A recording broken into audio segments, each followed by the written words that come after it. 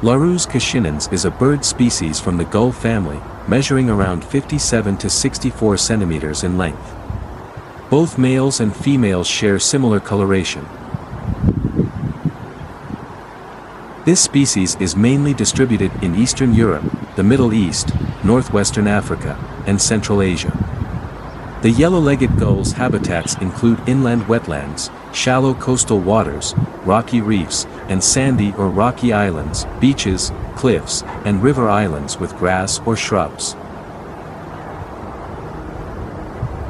Their diet includes fish, invertebrates, reptiles, small mammals, animal entrails, bird eggs, and chicks. Occasionally, they forage for food in garbage.